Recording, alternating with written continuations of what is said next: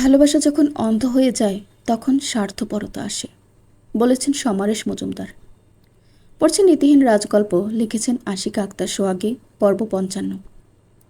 রাফিন আজ একসাথে অন্ধ আর জ্ঞান শূন্য হয়ে গেছে। নিজের স্বীকৃতিপ্রাপ্ত স্ত্রীর প্রতি তার অধিকার অস্বীকার করার কোনো জায়গা নেই। কিন্তু একটা সম্পর্কে হ্যাসেল তখনই শুরু হয় যখন প্রণয় ছাড়া অধিকার স্থাপিত হয়। একজন প্রাপ্তবয়স্ক পুরুষের কামনার ক্ষোভের নিচে পিষ্ট হচ্ছে সাদামাটা এক ১৯ বসন্ত পার করা কন্যা। স্বামীর প্রথম স্পর্শে সে দেখতে পেল শুধু চাহিদা আর চাহিদা, না কোনো প্রেম, না আদরের স্পর্শ। আবেগের এই বয়সে নিজের শরীরটাকে মনে হলো একতলা মাংসপিণ্ড। ক্ষুব্ধ পাগলপ্রায় রাফিন যখন নিথর হয়ে পাশে শুয়ে পড়ল, সাফা তখনও ছাদের দিকে নিটোল চোখে চেয়ে। চোখের পানি অনেকক্ষণ হয় শুকিয়ে মরা নদীর মতো কান পর্যন্ত পথ তৈরি করে রেখেছে। আচমকাতে রাফিনের যখন জ্ঞান হলো, তার দুনিয়া আবার টলতে শুরু করে। মেঘের বর্ষণের মতো কণ্ঠনালী চিরে বেরিয়ে এলো তীব্র গর্জন। সেই সাথে দুই হাতে খামচে ধরে মাথার চুল। সেই গর্জনে কেঁপে উঠল নূর ম্যানশন। সাফা ফুপিয়ে কেঁদে উঠে ভয়ে। রাফিন উল্টে গিয়ে চটাং করে চড় লাগায় নরম গালে। তারপর রাগে রেড়ি করে বলে, আমার রুমে কেন এসেছো বেয়াদ্দপ মেয়ে? স্বামীর সোহাগ পাওয়া হয়ে গেছে, এবার চোখের সামনে থেকে সরো। Get out from my room right now. Suffer কান্নার দাপট বাড়ে। সে কান্না মিশ্রিত গলাতেই বলে, আমি নড়তে পারছি না, কাউকে ডেকে দেন, আমাকে নিয়ে যাবে। রাফিন পূর্ণ দৃষ্টিতে তাকিয়ে দ্রুত সাফার কাছে চলে যায়।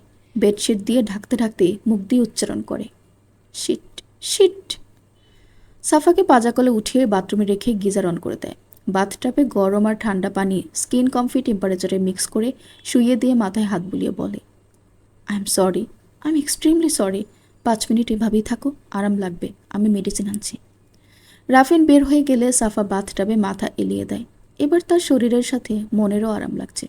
রাফিন প্রচণ্ড সুইট পারসন, সাথে প্রচণ্ড হাম্বল। এক যুগের বড় বয়সের একজনকে স্বামী হিসেবে মেনে নিতে ২ বার ভাবেনি সাফা সাখাওয়াত। লম্বা শরীরটা ছোট বড় সবার সামনে মাথা নুয়ে কথা বলে সবসময়। সাফা প্রথম যেদিন রাফিনকে দেখল, সে অবাকই হয়েছে।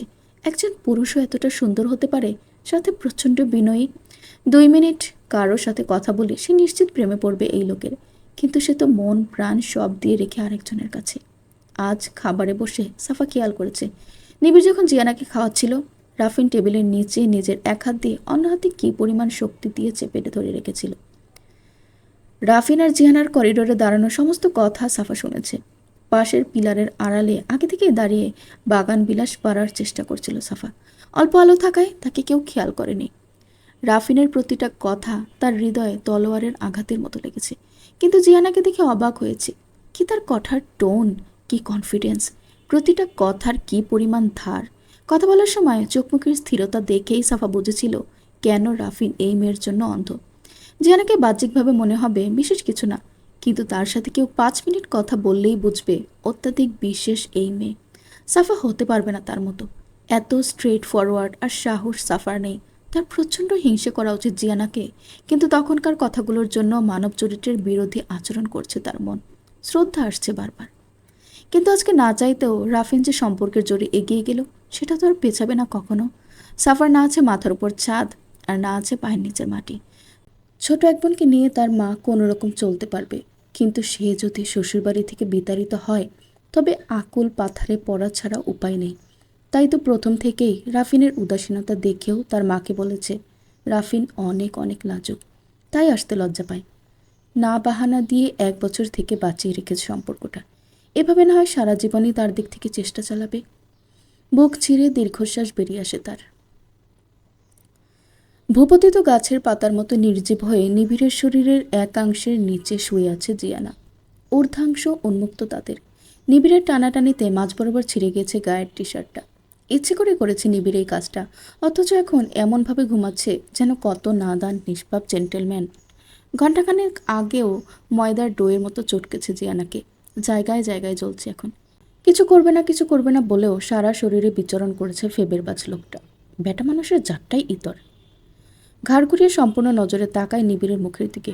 ঘুমন্ত মুখটার দিকে তাকিয়ে জিয়ানার উচ্চ হলো উঁচু নাকটাতে একটা কামড় বসাতে, কিন্তু নিজেকে সংবরণ করে। নাকের প্রতি আলাদাভাবে সে অবসেসড। নিজের নাকটা মাইনাসের ঘরে হওয়ায় সুন্দর নাক টানে তাকে।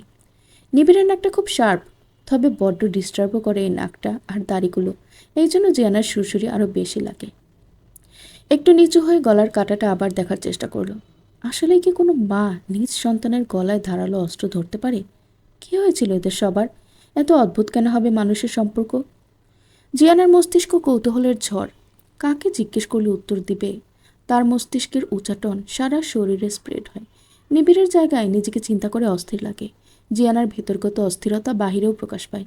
সেই অস্থিরতায় নিবিড়ের ঘুম ছুটে যায়। চোখ বন্ধ করেই বলে, এত ছটফট করলে ঘুমাবো কিভাবে? আচানক কথা বলায় এবারও জিয়ানার মৃদু চমকায়, তবে নিজেকে সংবরণ করে বলে, ও, আপনি ঘুমিয়েছেন? কোনো সন্দেহ? না, সন্দেহ নেই, তবে নিজে ঘুমালে হবে শুধু? নিজের সাথে আপনার শরীরকেও ঘুমাতে নিন। নিবিড় জিয়ানার ইঙ্গিত বুঝে মুচকি এসে বলে, তুমি পাশে থাকলে সেটা পসিবল না। তোমার শরীরের প্রভোকিং স্মেলে শিরা উপশিরা সব জাগ্রত। জিয়ানা কিছুক্ষণ চুপ করে থেকে বলে, সুখ? নিজের সমস্যা কিংবা কষ্ট অন্যের কাছে কাউকে বলার মাঝেও এক প্রকার হিলিং কাজ করে, জানেন? আজ জানলাম। আপনার সিক্রেট রুমের সিক্রেট ডায়েরিগুলো ফাঁকা কেন? অন্ধকারে শুধু একটা পড়া গেছে। আলোতে দেখতে বাকিগুলা? মানে? বাকিগুলা সিলভার কালারের পেন্সিলে লেখা, কড়া আলোতে দেখা যায়। বলেই হো হো করে হেসে দেয় নিবিড়। জিয়ানার কাছে কিছুক্ষণ আগে সে হাসি অতি চমৎকার লেগেছিল, এখন সেটা খাটাসের মতো লাগলো। তবুও মাথা ঠান্ডা রাখে, যদি ইনিয়ে বিনিয়ে কথা বের করা যায়। অতিরিক্ত ধুরন্ধর মানুষের সাথে ঠান্ডা মাথা ছাড়া কথা বলা বোকামি। তাই নিবিড়ের মাথা ভর্তি চুলে হাত গুলিয়ে বলে, আমি আপনাকে যদি কিছু প্রশ্ন করি উত্তর দিবেন? না। প্লিজ। আমি প্রশ্ন করতে পছন্দ করি, উত্তর দিতে না। জিয়ানা ঠান্ডা মাথায় আগুন ধরে গেল। জীবনে কাউকে তেল মর্দান না করা জিয়ানা জামাইয়ের খাতিরে কত উতু উতু করছে, তবু বেটার হেলদোল নেই। সর বেটা, বলেই ঝাড়া মেরে নিবিড়কে ধাক্কা দিয়ে সরিয়ে নেমে যায় জিয়ানা। ফ্লোরে পড়ে থাকা নিবিড়ের টি শার্ট পরে আবার স্কার্ফ গলায় ঝুলায়। নিবিড় মাথা উঁচু করে বলে, এই বেদ্যব্য, যাও কোথায়? জাহার নামে। বলেই দরজা খুলে ধপাধপ পায়ে বের হয়ে যায় জিয়ানা। নিবিড় ভেতর থেকেই বলে, 2 মিনিটের মাঝে না আসলে খবর আছে তোমার। তারপর বিছানায় শরীর ছেড়ে ভাবে, সে কি বউ পাগলা হয়ে যাচ্ছে নাকি? এই যে মাত্র ন্যানো সেকেন্ড হয় জিয়ানা নেই, এখনই কেমন উচাটন অনুভব করছে। কি মুশকিল! যেখানে সারা দুনিয়ার মানুষের চেহারা দেখলেই নিবিড়ের মেজাজ চড়া হয়ে যায়, সেখানে জিয়ানার দিকে তাকালে মনে হয় রাগ কি এই গ্রহের প্রাণীর বৈশিষ্ট্য? জিয়ানা যেখানে শুয়েছিল সেখানে নাক ডুবিয়ে গুনগুন করে, last night you are in my room, now my bedsheet smell like you, every day discover something brand new.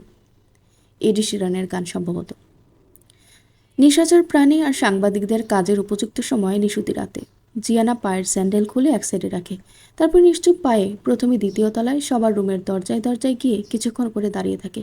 শুধু রাফিনের ঘরে সাফার কান্নার শব্দ পেয়ে সেখানে দাঁড়ায় না। মেহেদি আর মাইমুনার ঘর নিশ্চুপ। দুতলায় সবার বেডরুম হলে তিনতলায় কি? সেখানে জিয়ানার যাওয়া হয়নি, তাই ধীর পায়ে করিডোর ধরে এগোতে থাকে সিঁড়ির দিকে। একটা দরজা দিয়ে অল্প আলো ঠিকরে বের হচ্ছে দেখে জিয়ানা সেদিকে যায়। এটা মামুন ইসলামের ঘর। কিছুক্ষণ আগেও বন্ধ ছিল দরজা। সেই অল্প ফাঁকা দিয়ে জিয়ানা একচোখে দেখার চেষ্টা করে। মামুন ইসলামের সামনের ভাগ দেখা যাচ্ছে। স্বপ্নার কথা শোনা যাচ্ছে, কিন্তু দেখা যাচ্ছে না। স্বপ্না মামুন ইসলামের সামনে গিয়ে হাত থেকে অ্যালবামটা এক প্রকার কেড়ে নেয়, তারপর সেটা ফ্লোরে ছুলে মেলে বলে, লজ্জা আপনার ইহো জিন্দিগিতেও ছিল না, তাই না? মামুন ইসলাম নিজের আর্দ্র চোখ মুছে ফ্লোর থেকে অ্যালবামটা তুলে বুকে জড়িয়ে নেয়।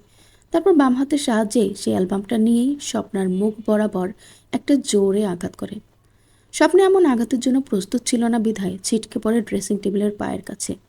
জিয়ানা সরে আসে কিছুটা, তার মন পিষিয়ে ওঠে। এরা সবাই নারী বিদ্বেষী নাকি?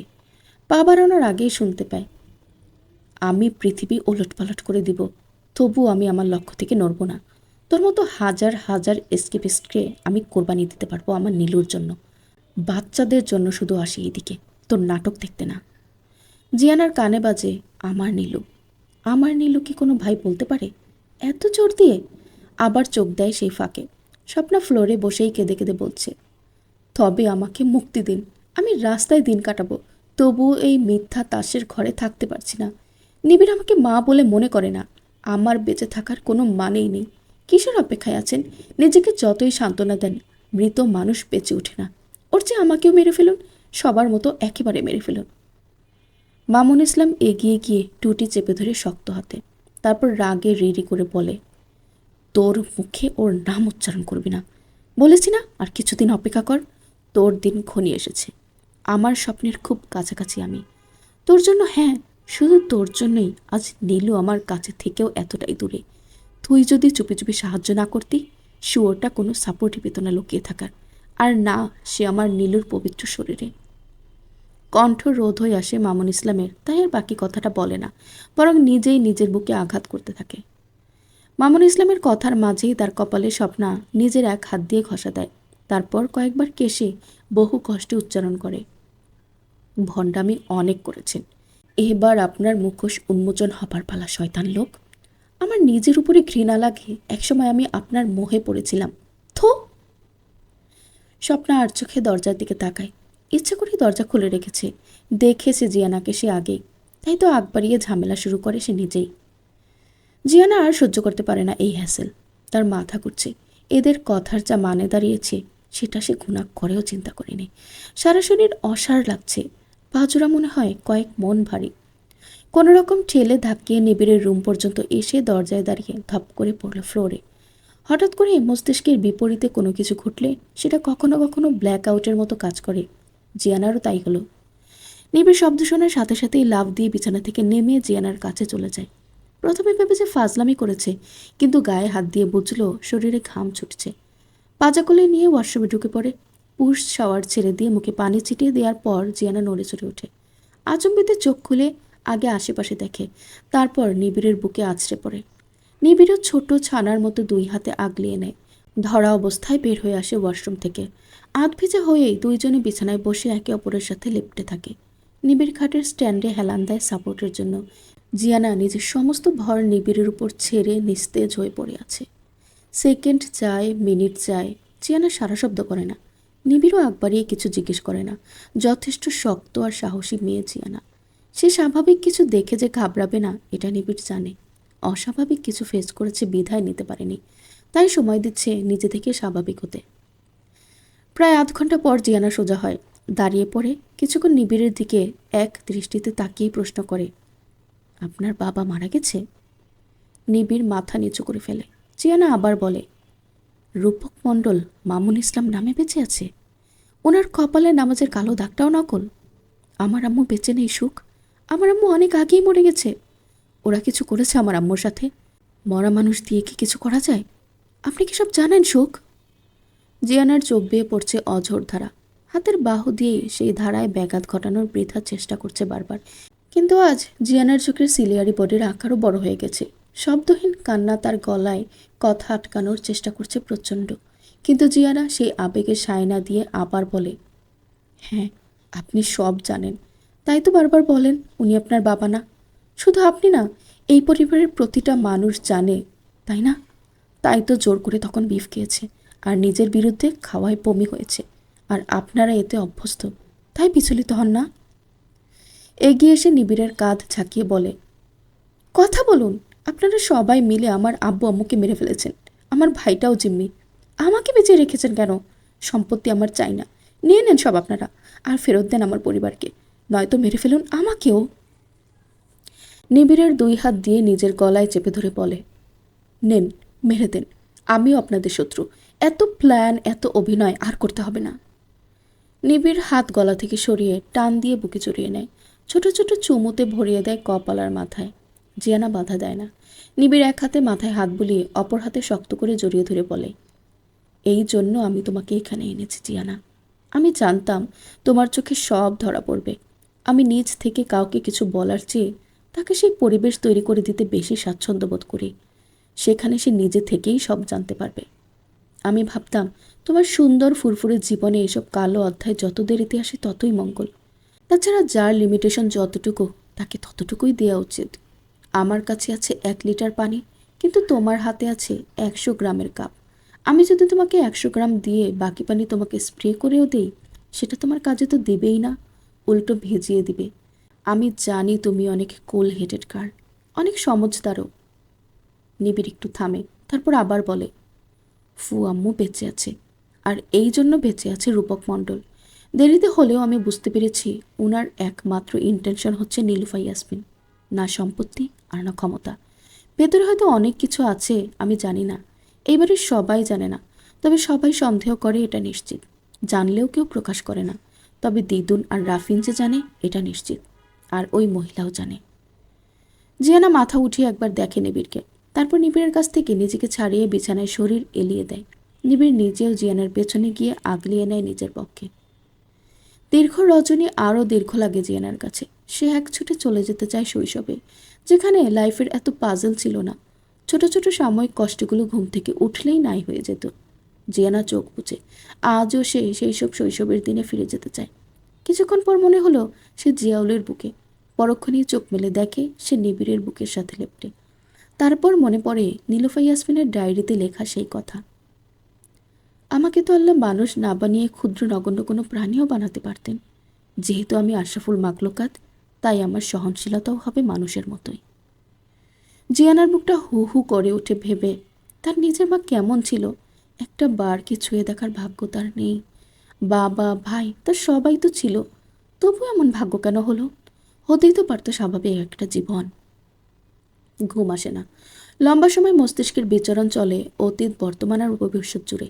সে নিবিড়ের কথা মতো নিজেকে মানিয়ে নেওয়ার চেষ্টা করে। যারা নিখোঁজ হয়, ধরেই নিতে হয় তারা আর এই দুনিয়াতে নেই। বাইরে থেকে চকচকে সুন্দর একটা আধুনিক ভিলা নূর ম্যানশন, অথচ ভেতরের প্রতিটা মানুষের বুক জুড়ে হাহাকার। অর্থবৃত্ত আর প্রাচুর্য যে কখনোই সুখ শান্তি আনতে পারে না। এর চেয়ে আর ভালো উদাহরণ কি হতে পারে?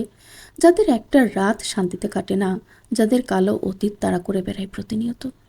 রাস্তার ফুটপাতে ঘুমানো ভিক্ষুকটাও যতটা নিশ্চিন্তে ঘুমাতে পারে, এই সুবিশাল ম্যানশনের শীতাতপ নিয়ন্ত্রিত কক্ষেও সেই নিশ্চয়তার কানা করিও যেন নেই। অথচ ফুটপাতে ঘুমানো মানুষটারও দিবাস্বপ্ন দেখে এমন ঘরে ঘুমানোর, আর বিলাসবহুল ঘরের মানুষের স্বপ্ন দেখে নিশ্চিন্তের একটা ঘুমের। এই জন্যই বলা হয়, নদীর এপার কহে ছাড়িয়া নিঃশ্বাস, ওপারে সর্বসুখ আমার বিশ্বাস। নতুন প্রভাতের দ্বার উন্মোচন হওয়ার সাথে সাথেই চোখ মেলে তাকায় জিয়ানা। তার মস্তিষ্ক 1 মিনিটের জন্য ঘুমায়নি, তবে কালকের কষ্ট সে কালকেই রেখে আসে। কেননা একবার খাবার খাওয়ার পর যদি পরের বেলার খাবারের চিন্তা থাকে, ব্যথা পাওয়ার পর যদি ভালো হবে কবে এই আশা থাকে, তবে কিছু কষ্ট সারা জীবন থাকবে না। তাই তার এমন হিলিং প্রসেস শুরু হয়েছে। শুয়ে শুয়ে ভাবলো কয়েক রাউন্ড দৌড়াবে, তারপর সে নিবিড় শটান সোজা হয়ে শুয়ে আছে। জিয়ানার একটু শান্তি লাগলো এই ভেবে বেদনার রাতেও তাকে সাহারা দেওয়ার মানুষ হয়েছে। তার একটা ভরসার কাঁধ হয়েছে, হয়েছে একটা ব্যক্তিগত মানুষ, যার ফ্যাসিনেশনে ঘিরে ধরেছে আস্তে আস্তে তাকে। মুচকি এসেই ওয়াশরুমে ঢুকে যায়। জিয়ানা ফটাফট রেডি হয়ে বের হয়ে যায় বাসা থেকে। ট্র্যাকস্যুট পরে এক প্রকার দৌড়ে পার হলো নূর ম্যানশনের এরিয়া। কেউ যে তার পেছন পেছন আছে সেই খেয়াল নেই। রাব্বির ফোনে ছুটে আসা, তাদেরকে অন্য একটা টোকাই গ্রুপ আটকেছে। রাব্বি কোনো ফাঁকে জিয়ানাকে ফোন দিয়ে বলে, ওস্তাদ বাঁচান, ফাইসা গেছি, বড় গুরুস্থানের পেছনে আমাকে আটকাইছে কানা বকুলের গ্রুপ। বাচ্চাগুলো জিয়ানার অনেক হেল্প করে, অসংখ্য গুরুত্বপূর্ণ ইনফরমেশন তারা জিয়ানাকে দেয়। বর্তমানে তারা মামুন ইসলামের অফিসে নজর রাখছে। এখন তাদের বিপদে সে নিশ্চয়ই বসে থাকতে পারে না। কিছুটা আসার পর একটা সিএনজি পায়, মাস্ক আর ক্যাপ পরে নিয়েছে যেন কেউ না চেনে। যথাস্থানে পৌঁছানোর পর থেকে আকাশকে আর রাব্বিকে মাটিতে ফেলে পিটাচ্ছে ওদেরই মতো বয়সের আরেক গ্রুপ। বাচ্চাগুলো এই বয়সেই কেমন হিংস্র আর শট। এদের এলাকা ভাগ করা, এক এলাকার টোকাই অন্য এলাকায় গেলেই ঝামেলা লেগে যায়। জিয়ানা শীষ বাঁচালে সবাই একসাথে তার দিকে তাকায়। রাব্বির মুখে হাসি ফুটল জিয়ানাকে দেখে। মাটিতে পড়া আকাশের রক্তে ভেজা ঠোঁটের হাসিটাও জিয়ানা লক্ষ্য করে। এগিয়ে গিয়ে বলে, কি হচ্ছেটা কি এখানে? কানা বকুলের গ্রুপের এক পিচ্চি ছোকরা, যার গায়ের রং ভুসভুসা কালো, এগিয়ে এসে পকেট থেকে একটা মিনি চাকু বের করে বলে, ভাগেন এখান থেকে, আমগোর মামলা এটা, বাইরের মানুষ হইয়া হুদাই ঝামেলা করেন না, যান ভাগেন। জিয়ানা ফট করে চাকুটা নিজের হাতে নিয়ে পিচ্ছির নিতম্বে একটা থাপ্পড় দিয়ে উল্টো করে চ্যাংদোলা করে ছড়িয়ে বাকিদের দিকে তাকিয়ে জিজ্ঞেস করে, এটা তো ওদের এলাকা, তোরা এখানে এসে ঝামেলা করছিস কেন? সবচেয়ে বড় টোকাইটা ময়লা জিন্স পরা, জিন্সের আবার হাঁটু বরাবর বড় বড় ফুটা, সেই ফুটো দিয়ে কালো ময়লা হাঁটু দাঁত কেলি হাসছে যেন। সে এগিয়ে এসে বললে, এই হালার করে হালা আক্কাইসা আমগোর এলাকায় এক মাইয়ের লোকের টাঙ্কি মারে, প্রায় প্রায় গিয়ে লুচ্চাপি কই রাহে, আজকে সাবধান করে গেলাম, পরের বার আইসা ঠ্যাং দুইটা কাটতে নিয়ে যাবো। বলে আকাশের কাঁধে একটা লাথি দেয়। জিয়ানা পিচিটাকে ছেড়ে দিয়ে বড় ছেলেটার কান বরাবর একটা চটকানা দেয়, ফলে ছেলেটা ছিটকে কিছুটা দূরে পড়ে যায়। রাব্বি আর তার পাশের ছেলেটা হাততালি দেয়। কানাবকুলের গ্রুপের সবগুলো এবার নিজ নিজ কোমর থেকে চাকু বের করে সামনে আনে। জিয়ানা এদের হাবভাব দেখে অট্ট হাসি দেয় মিনিটখানেক। জিয়ানার হাসি দেখে বাচ্চাগুলো হকচকিয়ে যায়। জিয়ানা নিজের কোমর থেকে একটা কালো পিস্তল বের করলে বাচ্চাগুলো নিজেদের চাকু ফেলেই দিক বেদিক ছুট লাগায়। জিয়ানার হাসি এবার আরও চওড়া হয়। হাসতে হাসতে তার চোখের কোণে পানি চিকচিক করে। আকাশের সামনে গিয়ে সেও মাটিতে বসে পড়ে। এত হাসির কারণ সবচেয়ে পিচ্ছি ছেলেটার দৌড়ানোর সময় প্যান্ট খুলে গেছে। এখনও লেওড়া কাটাই হয় নাই, অথচ আসছে মাস্তানি করতে। বড় টোকাই ছেলেটা ছাড়া সবগুলোই পগার পার। তার বেশ আলাদা ব্যক্তিত্ব আছে দেখে জিয়ানা হেসেই ইশারা করে কাছে আসতে। তারপর কোনো রকম হাসি থামিয়ে উঠে দাঁড়ালো। তারপর আকাশকেও মাটি থেকে তুলে জিজ্ঞেস করে, কাহিনী কি? ওদের এলাকায় টাঙ্কি মারতে যাস? বয়স কত তোর? পাশে মার খাওয়া আরেক পিচি রাকিব বলে, ওই এলাকায় ভাইয়ের লাভার থাকে, তারে দেখতে চাই হে, লগে আমিও যাই, এই জন্য ঝামেলা ওস্তাদ। জিয়ানার হাসি আবার শুরু। লাভার? আকাশ কাচুমাচু করে বলে, এমনি ওস্তাদ, আর যাবো না কসম। তোর বয়স সর্বোচ্চ হলে 13 হয়েছে, এখনই লাভার খুঁজে পেয়ে গেছিস? বিয়ে করবি কবে? ওস্তাদ ওগুলো ফাজলামি, সত্যি কথা হইলে আমার 18 হইলেই ওই মাইয়ারে ঘরে বিয়ার প্রস্তাব নিয়ে যাবেন। আপনি কিন্তু হেল্প করবেন। 18 না গাধা, ছেলেদের 22 হওয়া লাগে। আচ্ছা যা, তোর উকিল মা হমো আমি। এবার সবাই ওদের চাকুগুলো উঠা। তারপর বড় ছেলেটাকে জিজ্ঞেস করে, নাম কি? ওবায়দুল। কাদের? পাপ্পু ভাইয়ের।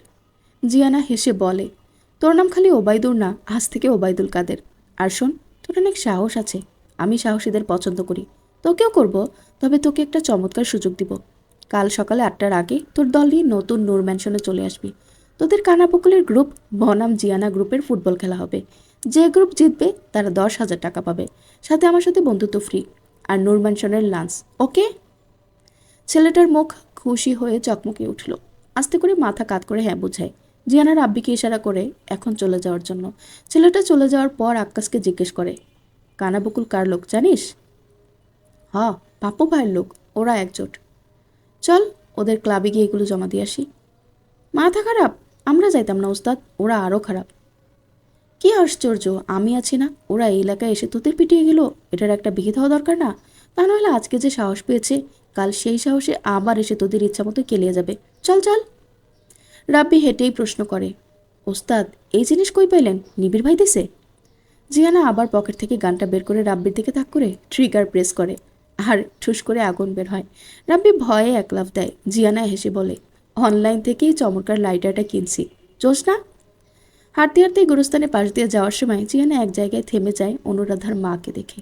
একটা কবরের সামনে কিছুটা দূরে দাঁড়িয়ে কাঁদছে। জিয়ানা বাচ্চাগুলোকে আগাতে বলে নিজে ঢুকে যায় গোরস্থানে। কিছুটা দূর থেকে নিজের ফোনের ক্যামেরায় কবরের নাম লেখা ফলকের ছবি উঠায়। তারপর সেটা জুম করে দেখে, তার চোখ ছানা বড়া হয়ে যায়। পর্ব 56। বাঘে সিংহের লড়াই আমরা শুনে থাকি, কখনো বাঘে মহিষের লড়াই শুনি না।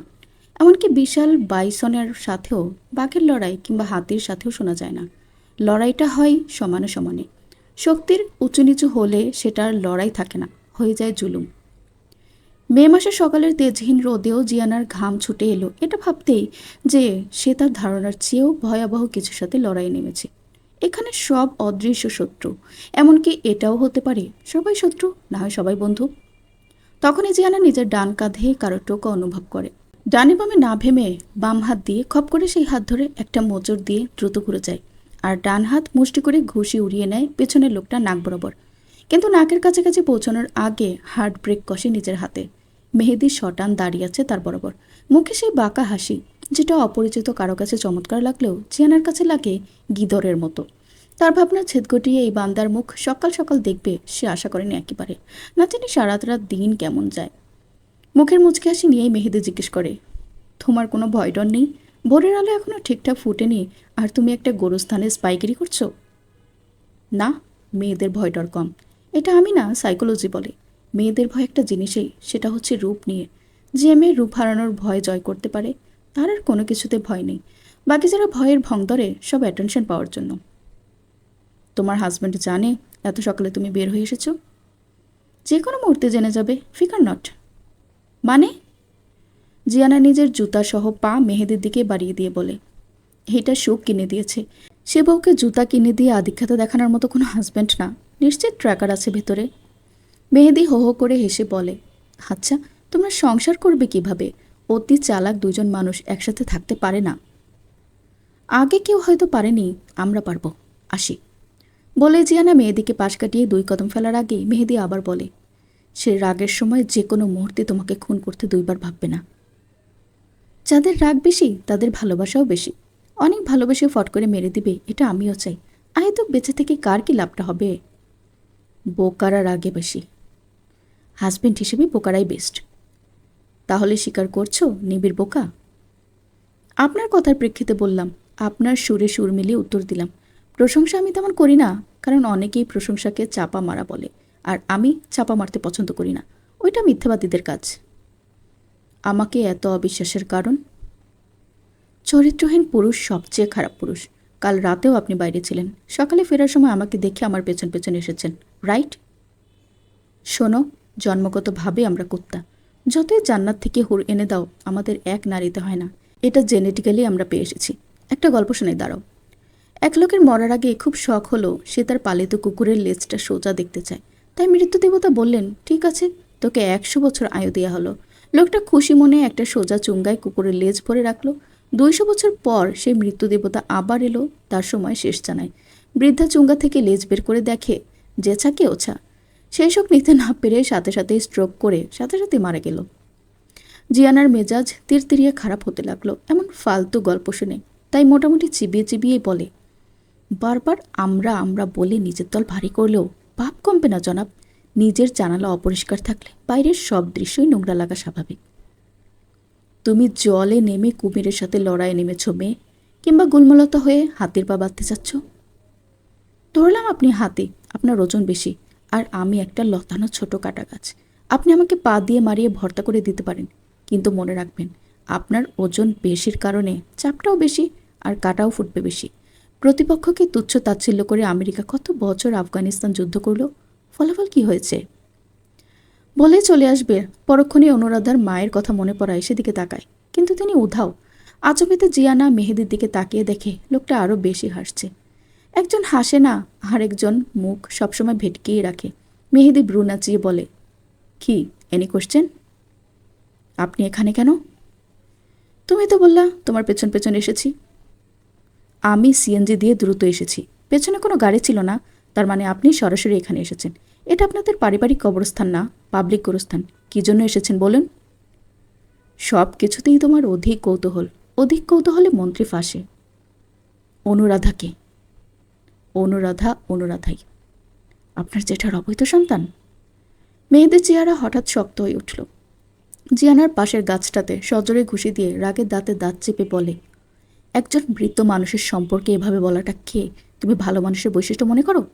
আর আমাকে বলতে আসো আমি খারাপ? জিয়ানা স্থির নয়নে মেহেদির চোখের দিকে তাকায়। যে লোকটা নিজের ছোট ভাইয়ের বউকে প্রথম দেখাতে ভার্জিন কিনা জিজ্ঞেস করে, সেই লোকটার চোখে অন্য একটা মৃত মেয়ের সম্মান ঝরে পড়ছে। জিয়ানা আরও গভীরভাবে তাকায় সে জলচলে ক্রুদ্ধ চোখের দিকে। তাই আরেকটু ঘাটার জন্য বলে, খারাপ মেয়ে ছিল সে। অন্য কাউকে রাতের আধারে নিজেকে বিলিয়ে দিয়ে সুখকে ফাঁসাতে চেয়েছিল। মেহেদি হাত উঁচিয়ে ধরে জিয়ানাকে প্রহার করতে, কিন্তু মাঝপথে থেমে করছে বলে, জিয়ানা, শাট ইউর ডার্টি মাউথ। আমার অনু পবিত্র ছিল। তোমার এই ভণ্ড জামাই আমার কাছ থেকে তাকে কেড়ে নিয়েছে। আমার সামনেই তাকে সিঁড়ি দিয়ে ধাক্কা মেরে ফেলেছে। আমার হাতের উপরে রক্ত বমি করে তরপাতে মারা গেছে অনু। আপনার অনুমানে ফাজলামি করছেন? আপনাদের বাড়ির আশ্রিতা ছিল সে। জিয়ানা মেহেদির কপালের দিকে তাকিয়ে বলে, এটাও একটা ট্রিক্স। মানুষকে কনফিউজড করার জন্য তার কপাল বরাবর তাকিয়ে কথা বললে সে দ্বিধায় পড়ে কথায় কন্ট্রোল হারিয়ে ফেলে। মেহেদিও হারালো। আমার মানে আমারই, আমার প্রথম আবেগ। পুষ্পপল্লবের মতো মুখ, সদ্য ফোটা কদমের মতো টলটলে চোখ, আর কোকড়ানো চুলের পুতুলের মতো মেয়েটা সারাক্ষণ আমার আশেপাশে থাকতো। এটা সেটা এগিয়ে দিত। নিবিড় আমার কাছ থেকে ওকে কেড়ে নিয়েছে। ওকে ধর্ষণের পর খুন করেছে, কারণ ওর কাজই সবাইকে কেড়ে নেয়া। রনি ভাইকেও মরতে হয়েছে ওর স্বার্থপরতার জন্য। আমার থেকে আমার আব্বুকেও কেড়ে নিয়েছে। তাই তো সেদিন ওর নিজের মা যখন ওর গলায় দা ধরেছিল, তখন আব্বু আমাকে ফেলে ওকে বাঁচিয়েছে। ওর কোনো অধিকারই ছিল না যে নূর ম্যানশনের সেখানে সম্পত্তি পাওয়ার পর থেকে সবার চোখের মনে হয়ে থেকে যায়। বলেই থমকায় মেহেদি। সে কি বলল? এত চাইল্ডিশ সে কবে হলো? অবাক চোখে জিয়ানার দিকে তাকায়। এই মেয়ে কি হিপনোটিজমের দক্ষ নাকি? জিয়ানা মুচকি হেসেই বলে, আমার আপনার ধারণা পাল্টানোর কোনো অভিব্যক্তি নেই। তবে যেহেতু আপনি আমার স্বামীর নামে কথা বলেছেন, তাই আপনাকে একটা সত্যি কথা বলি। সুখ ট্রমালাইজ। কোনো মেয়েকে ধর্ষণ তো দূরের কথা, বস্ত্রহীন সহ্য করতে পারে না। সেখানে 17-18 বছরের সুখের পক্ষে সেটা ছিল আরও অসম্ভব। আর রনি ইসলামের ভাগ্য সেদিন সহায় ছিল না। আপনারা বড্ড অকৃতজ্ঞ জানেন, কারণ সেদিন রনির জায়গায় আপনারাও থাকতেন। 8-9 বছরের একটা বাচ্চা ছেলে বুদ্ধি করে সবার শরীরের আঘাতের কথা না বললে আজ এখানে আপনার দেবদাসগিরি ছুটে যেত। লাস্টলি অনুরাধা কিংবা অনুবিনতে মাঝহার মানে আপনার জেঠার অবৈধ কন্যার সম্পর্কে আমি কিচ্ছু জানি না। এইমাত্র তার মাকে এই কবরের সামনে দেখেই বুঝতে পেরেছি।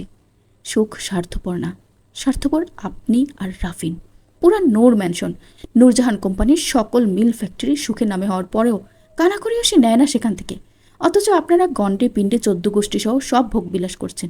আপনি তার জায়গা হলে কি করতেন? আপনার মা থেকেও না থাকলে কিংবা নিজের পিতাকে একবার আব্বু বলার নসিব না হলে, চোখের সামনে ভয়ঙ্কর শয়তানবাদীদের উপাসনা দেখলে?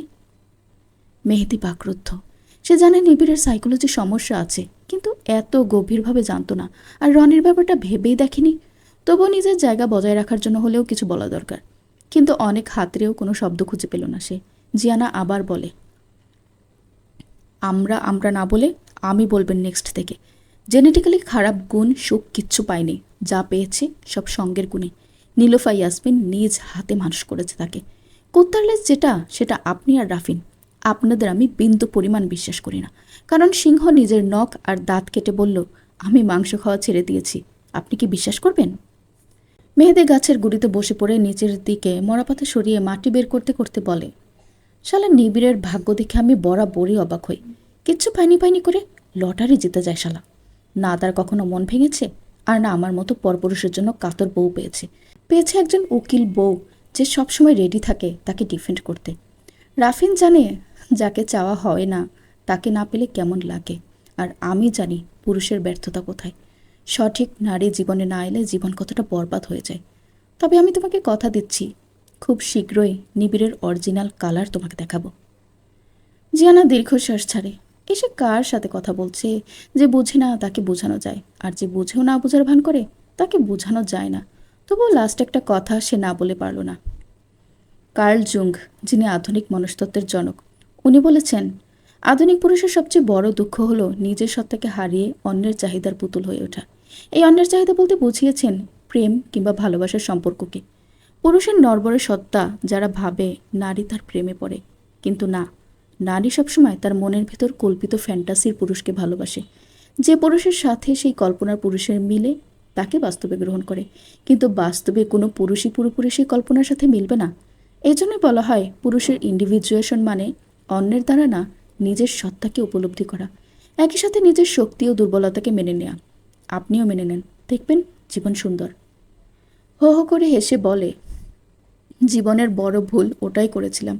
নিবিড়কে প্রথম ফারহানার সাথে কথা বলতে দেখে ভেবেছিলাম হয়তো ওদের সম্পর্ক চলে, তাই ভুলিয়ে ভালিয়ে প্রেমের ফাঁদে ফেলি, আর বান্দি সুসুর করে আমার বিছানায় চলে আসে। তারপর একেবারে বাড়িতে চলে আসে, সাথে উঁচু পেট। আমার নকল বাপ সাথে সাথেই ঘরের বউ করে তোলে। জিয়ানা মেহেদির থেকে দূরে যেতে যেতে বলে, এই যে আপনি ভালো আবার খারাপ। আধা খেচড়া মানুষ আমার দুই চক্ষের বিষ। কিছুদিন পর বুমেরাং হয়ে আপনার কথা ফিরে আসবে। ফিজান অন্য কারো মুখে শুনবে বেজন্মা। মেহেদি চড়াক করে উঠে দাঁড়ালো। কি বলল এ মেয়ে? স্তব্ধ হয়ে অপলক সে জিয়ানার যাওয়া দেখে। কানে বিশাল ঘণ্টার মতো ঢং ঢং করে বাজতে থাকে, বেজন্মা। জিয়ানার মাঝে মধ্যে প্রচণ্ড কান্না পায়। আজ সেই মাঝে মধ্যের একদিন। মানুষের ভাগ্যে এই মেহেদি কিংবা সুখের মতো কেন হয় সে ভেবে পায় না। কেন মাজহার ইসলাম আর মামুন ইসলামের নষ্ট জীবনের কাফফারা তার ছেলেরা দিবে? আকাশের দিকে তাকিয়ে কিছুক্ষণ পদযুগল থামিয়ে ভাবে, আচ্ছা, সৃষ্টিকর্তা কেন সরাসরি রেগে আসমান থেকে এদের উপর গজব বর্ষণ করেন না? কেন লোক সমাগমে এইসব মানুষদের নোংরা চামড়া টেনে ছিঁড়ে ফেলা হয় না? জিয়ানার ঘৃণায় গা গুলিয়ে আসে।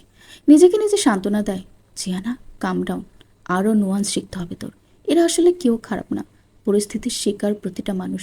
এখনও সবার মনে সবার জন্য টান আর উচাটন সুপ্তভাবে বেঁচে আছে। বাইরে এসে দেখে রাব্বিরা এখনও দাঁড়িয়ে। জিয়ানার মুড প্রচণ্ড এলোমেলো হয়ে আছে, তাই ওদের বিদায় করে দিয়ে আবার ছুটল নূর ম্যানশনের দিকে। নিবিড় চোখ মেলার আগে নাক খুলে জিয়ানার অনুপস্থিতি বুঝতে পেরে ফট করে চোখ মেলে তাকায়। মাথা উঁচিয়ে ওয়াশরুমের দরজা দেখে, তারপর কিছুক্ষণ জিয়ানার বালিশে নাক ডুবিয়ে শুয়ে থেকে নিজের পরিবর্তনের কথা ভাবে। প্রায় 5 মাস থেকে সব রকমের অ্যালকোহল ছেড়েছে সে। প্রথম প্রথম প্রচণ্ড কষ্ট হলেও ডাক্তারের কাউন্সিলিংয়ে কয়েক মাসেই ঠিক হয়ে গেছে। কিন্তু নেশা ছেড়ে তার যে নতুন জিয়ানার নেশা ধরেছে, এটা তার ম্যান ইগোতে একেবারেই হার্ট করছে না, বরং মনের ভেতর ফুরফুরে লাগে। রাজনৈতিক প্রেশার যখন নিবিড় দিশাহারা হয়ে যায়, তখনই জিয়ানার সঙ্গে কথা বললেই তার মেজাজ ঠান্ডা হয়ে আসে। এই যে এখন থেকে প্রতিটা রাত জিয়ানাকে কাছে পাবে, সকালে ঘুম ভেঙেই মুখটা আগে দেখবে, এটা ভাবতেই কেমন একটা শিরশিরে ভালো লাগা বয়ে যাচ্ছে মস্তিষ্কে। এর ব্যাখ্যা নিবিড়ের কাছে নেই। বালিশকে আরও জোরে চেপে ধরায় মনে পড়ে কাল জিয়ানার সঙ্গে করা কাজগুলোর কথা। মেয়েটা ভাঙবে তবুও মচকায় না, লজ্জায় গাল লাল হয়ে ওঠে, কিন্তু মুখে স্বীকার করে জিরো। পরক্ষণেই দরজা খোলার শব্দে কান খাড়া করে। ধপধপ পায়ে হাঁটে জিয়ানাই, তাই মুখ না উঠেই শুয়ে থাকে। জিয়ানার রুমে ঢুকেই নিবিড়কে বলে, একটা সুজলা সুফলা বউ থাকতে আপনি বালিশ নিয়ে কসলাকসলি করছেন কেন? নিবিড় সারা শব্দ না করে দেখে জিয়ানা কাছে গিয়ে উন্মুক্ত পিঠে হাত রেখে ধাক্কা দেয়। নিবিড় চড়ক করে সেই হাত টেনে জিয়ানাকে নিজের কাছে এনে বলে, যাদের বউ বেশি ধানাই পানাই করে তাদের তো একমাত্র বালিশই ভরসা। ধানাই পানাই আমি কখন করলাম? কাল আমাকে আপনি আলু ভর্তা করলেন, কিছু বলেছি? নিবিড় ঘনিষ্ঠ হয় জিয়ানার। পিলপিল করে আঙ্গুল উপরে উঠানো শুরু করলে জিয়ানা মুচড়ামুচড়ি করে বলে, ছাড়ুন এখন, এমনিতেই দেরি করে ফেলেছি, শাওয়ার নিতে হবে, মাইমুনা আপু আসবে একটু পর, আমার রেডি হতে হবে। আহা শোক। নিবিড় জিয়ানাকে ছেড়ে দিয়ে উঠে বসে বলে, then let's go. Let's go? কোথায় let's go? Let's take a bath together. একসাথে দুইজন গোসলের উপকার অনেকগুলা। হ্যাঁ জানি, একে অপরের পিঠ মাজা যায়, তাই না? বলে জিয়ানা আলমারি খুলে প্রয়োজনীয় ক্লথ হাতে নেয়। নিবিড় মুচকে হেসে বলে, হ্যাঁ, আর পানি অপচয় হয় না, প্লাস সুন্নত। এক কাজ করি, আমি বাথটাবে গোসলের পানি জমিয়ে রাখি, আপনি সেটা দিয়ে কাজে লাগাবেন, অপচয় হবে না তাতে। নিবিড় কপাল ভাঁজ করে তাকিয়ে থাকে, সেটা দেখে জিয়ানা কাছে এসে ভাঁজ করা কপালে টোকা দিয়ে বলে, ওয়াশরুমে আপনাকে নিয়ে ঢুকি আর আপনি আমাকে মেরে ফেলে রাখুন, এটাই প্ল্যান তাই না? প্ল্যান না তুমি করলা রাতে, আগে আমাকে খুন করবে তারপর আমি তোমাকে। তাদের কথার মাঝেই দরজায় টোকা পড়ে। জিয়ানা খুলে দেখে আসমা হাসি মুখে দাঁড়িয়ে আছে। জিয়ানাকে দেখেই বলে, আপা, তাহানির মা বলছে তাড়াতাড়ি যাইতে, শাহজাহানের বেটিরা আইছে। আমি ওদের কাছে সাজবো না, তুই গিয়ে বল, আমি জাস্ট শাড়িটা পরবো, বড় ছোট কাজল, বেশি প্যারা দিলে ওয়াল টপকে পালাবো, যা, এভাবেই বলবি। ও মা কি কন, রাফিন সাওয়ারের বউরে পুতুলের মতন সাজাইতাছে, কি সুন্দর লাগতাছে জানেন, আপনারও হেব্বি লাগবো। না, ওরা পুতুল তাই পুতুলের মতো লাগে, আমি রোবট, আমাকে জোকার লাগবে। নিবিড় পেছন থেকেই বলে, গিয়ে বল জিয়ানা যেটা চাচ্ছে সেটাই হবে, আমি বলেছি। নিবিড়ের গলা শুনে আসমা আর দাঁড়ায় না, সে জমের মতো ভয় পায় এই লোককে। এবার কিভাবে জানি শান্ত আছে। প্রতিবারই যখন আসে মহাপ্রলয় ঘটায় বাড়িতে, হয় গাড়ি ভাঙে, না হয় ডাইনিং টেবিল সহ সামনে যা পায় সব। আসমা ভেবে পায় না রাগের সাথে জিনিস ভাঙার কি সম্পর্ক, হয়তো টাকা বেশি থাকলে সম্পর্ক থাকে, বড়লোকদের কত ব্যাপার স্যাপার। মাইমুনা তার রুমে জিয়ানাকে শাড়ি পরানো শেষ করে ড্রেসিং টেবিলের সামনে বসায়। জিয়ানা নিজেকে মিররে দেখে বলে, মনেই হচ্ছে না শাড়ি পরেছি, এত লাইট ওয়েট, এজন্যই মনে হয় ব্র্যান্ড ভ্যালুটা প্রিফার করে, তাই না আপু? হুম, ছোট করে উত্তর দিয়ে চুলে খোপা করে দেয়। এর আগেও অবশ্য একবার পরার সুযোগ হয়েছিল, কিন্তু সেটা পুড়ে গেছে। ও মা, কিভাবে? গ্যাসের আগুনে নাকি তোমার রূপের আগুনে? রূপে আগুন তো নাই, তবে তোমার ভাইয়ের মেজাজের আগুনেও হতে পারে। ঠিক ঠিক, স্বয়ং সূর্যই উনি। দুইজনে খিলখিলিয়ে হেসে উঠে। শাড়ি পরানোর পর মাইমুনা জিয়ানার সামনে এক বক্স মেকআপ মেলে ধরে। জিয়ানা শুকনো ঢোক গিলে বলে, আপু, অনলি লিপস্টিক আর কাজল, ওকে? নো, তুমি যেহেতু বিউটিশিয়ানের কাছে সাজলেই না, তাই আমি যেমন সাজাবো তেমনই সাজতে হবে। ডোন্ট ওয়ারি, আমিও মেকআপ আর্টিস্টের চেয়ে কম কিছু না। 10 মিনিট জিয়ানাকে ঘষা মজা করেও যখন শেষ হচ্ছে না, জিয়ানা উসফিস শুরু হয়। সে এখান থেকে পালানোর প্ল্যান করে মনে মনে। আয়নায় দেখে তাহানি আরামসে চকলেট খাচ্ছে। জিয়ানা নিচ থেকে আস্তে করে বলে, আপু, গলা শুকিয়ে যাচ্ছে, পানি খেয়ে আসি।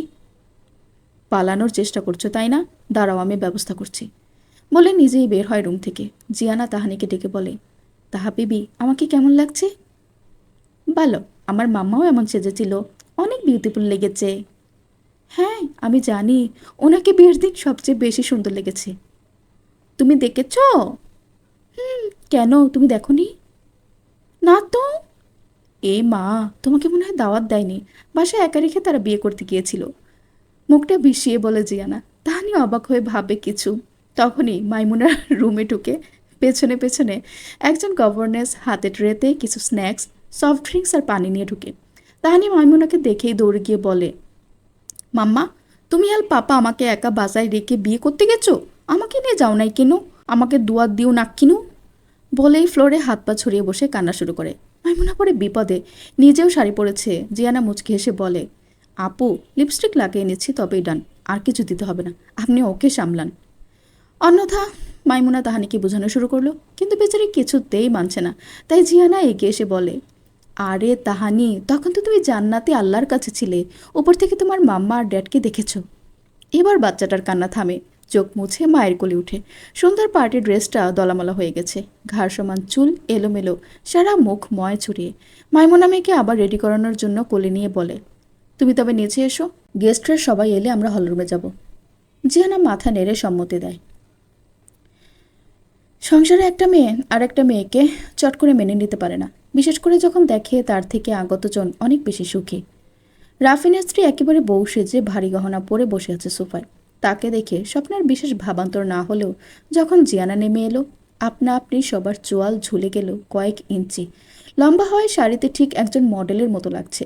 শাড়ি পরার কারণে অভ্যাসগত হাঁটার বেশ পরিবর্তন হয়েছে।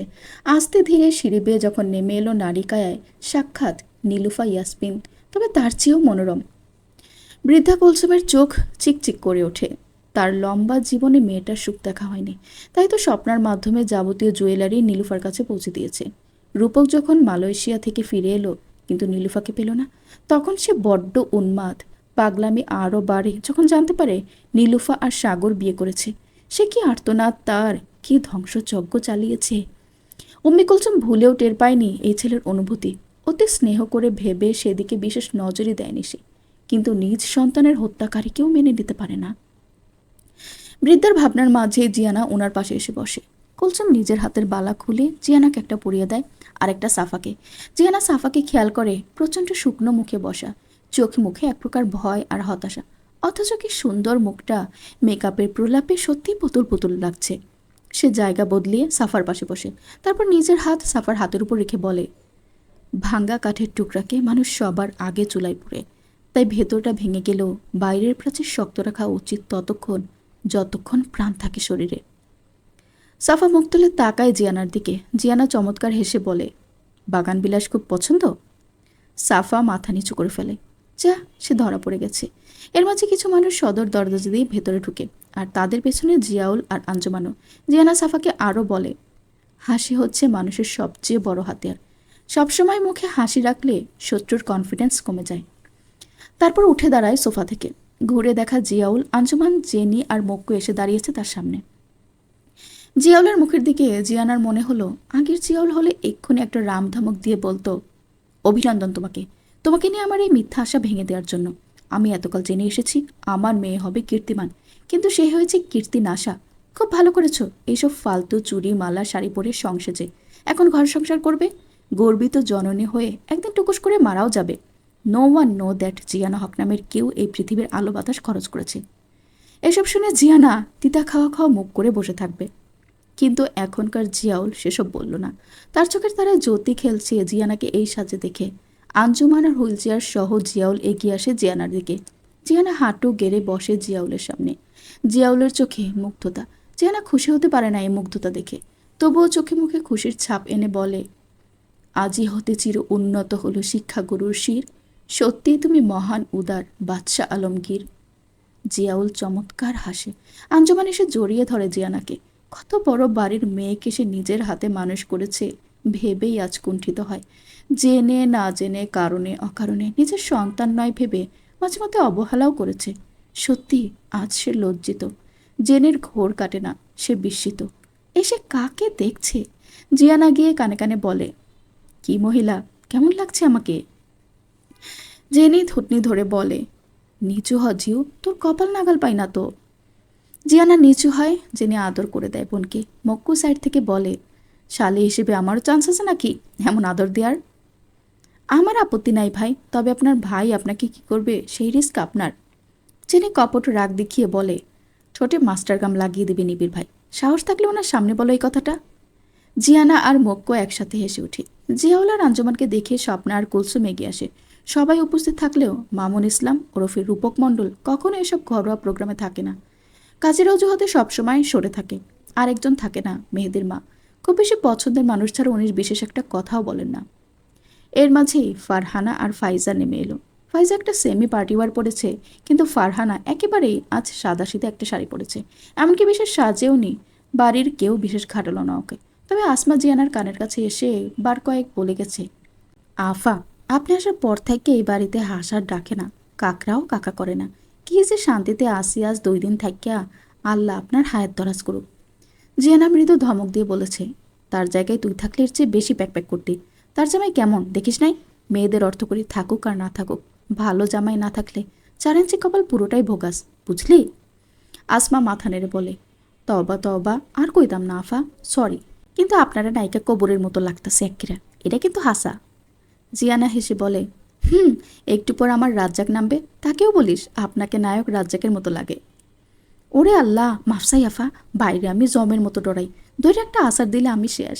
আপনারা আল্লাহ শিখিয়ে দিয়ে বানাইছে, বাঘের এনে একঘরে থাকেন।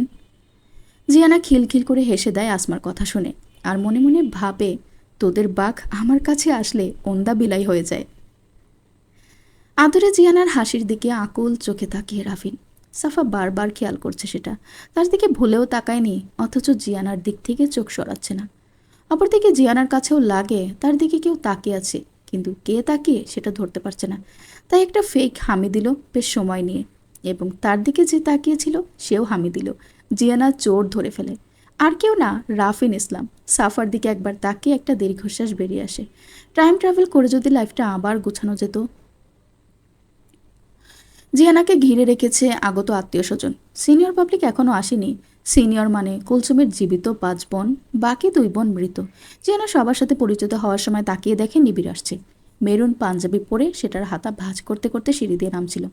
জিয়ানা অপর লোক সেদিকে তাকিয়ে ভাবে, শাহিন শাহ, বীরে কামেল, দিগ্বিজয়ী সিংহ পুরুষ প্রতাপ চৌধুরী, শৌর্যবীরের উজ্জ্বল দৃষ্টান্ত, শত্রুর বুকের ভয়ের কাপড়, মিত্রের মিত্র, মধ্যযুগীয় উৎকৃষ্ট যোদ্ধা, নূর ম্যানশনের চক্র উত্তরসূরি, জিয়ানা হকের পতি জনাব শুকনীল নিবিড় হাজির। হাজির হয়ে বান্দা খাবি খায়। জিয়ানার দিকে একবার তাকিয়ে চোখ সরিয়ে নেয় অদূরে।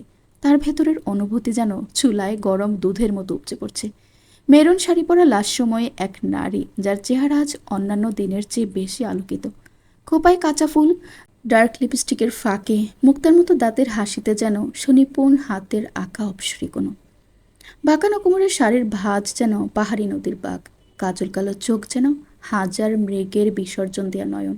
আবার ঘাড় ঘুরিয়ে সেই সর্বনাশের নেত্রের দিকে তাকায়, যেটা বড় বড় করে ভ্রু কপালে উঠিয়ে তার দিকেই তাকিয়ে। নিবিড়ের চোখ ঘুরে বেড়ায় জিয়ানার চোখে, নাকে, ঠোঁটে এসে থামে।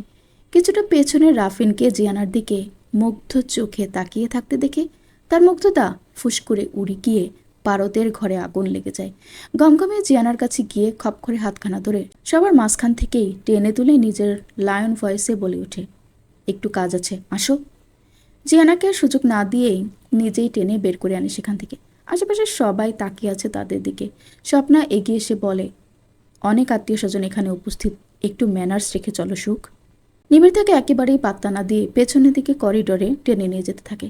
জেনে সেই তখন থেকে দেখছে রাফিনকে জিয়ানার দিকে তাকিয়ে থাকতে, তাই কাছে গিয়ে সালাম দিয়ে বলে, স্যার কেমন আছেন?